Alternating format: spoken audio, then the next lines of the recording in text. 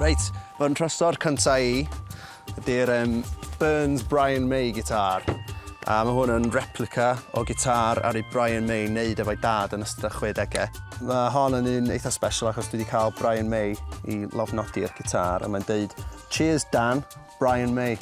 So, yeah, mae'n reit cool. Dwi ddim yn chwarae'r gitar yma dim mwy, fyddai byth yn chwarae hi eto. Mae wedi dod yn museum piece I fi bellach, achos dim eisiau smudgio enw'r rock god Brian May oedd ei enw fo, wrth gwrs. Hein, the Fozzie Bear, Waka Waka, Kermit the Frog, oh hello there. Nes I wneud rhywfaint o waith ar ffilm Muppets newydd sy'n dod allan blwyddyn nesaf. Ac o'n i'n chwarae rhan Russian Gulag prisoner, ac o'n i'n gorau dawnsio hefo Kermit a Fozzie. A ie, gafon ni lot o hwyl. So aron ni weithio yn Pinewood Studios yn Llundain. So oedd o'n reit surreal yn gorau cerdded heibio'r llwyfan James Bond bob bore. A wedyn, ie, ffilmio ar set hefo'r Muppets I gyd. Cyfarfod Fozzie Bear a Kermit the Frog a Miss Piggy a Animal. Oh, hi there, what's your name? I said, oh, it's Dan. He goes, oh, nice to meet you, Dan. I'd shake you by the hand, but I don't have a skeleton in me today. So, yeah, oedd o'n bach yn random, ond oedd o'n brilliant. Yr eitem nesaf yma ydy'r llwy yma, llwy arian, hen llwy fy hen daid, dia. Ac oedd o'n cario hwn efo fo yn ystod y rhyfel byd gyntaf. Dwi'n meddwl oedd yn iwsio fo I fita a math o bethau. Mae'n reit miniog ar y pen, so dwi'n siŵr os oedd yn iwsio fo I dorri, ond dwi'n licio meddwl bod wedi cadw fo yn poced I frest a bod tas o fod wedi cael ei saethu gyn bwlen yma, so hwn di achub I fywyd o.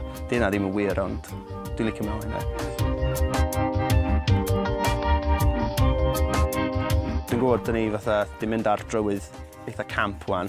Dwi'n dipyn bach o OCD clean freak. Dwi wedi bod yn polisho'r ofalau ar y goedau yma, achos o'n i'n gwybod bod chi'n dod heddiw I ffilmio.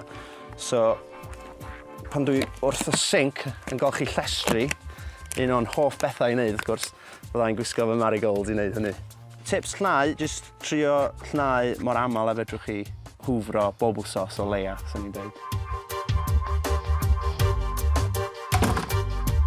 Yn dilyn y thema pink yma, dyma guitar case Dandini. Ac o'n i'n chwarae cymeriad Dandini yn y panto yn Theatr Clwyd.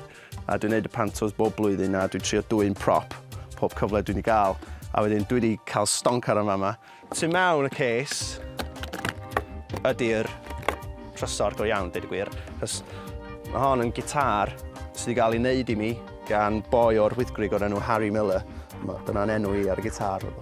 Ac mae'r gitar ma'n reit special achos mae'n gweithio fel gitar trydanol arferol, ond mae'n switch bach a ti'n flicio'r switch a mae'n goleuo fyny. Fedrwch chi'n gweld y golau yn ngola'r dydd, ond os daw'r cyfle I berfformio fy Mr Pink eto, dwi'n siŵr fydd y gitar ma'n cael ei defnyddio. Mae'n sôn falle fydd 'na album arall ar y gweill, ond ie, don't know.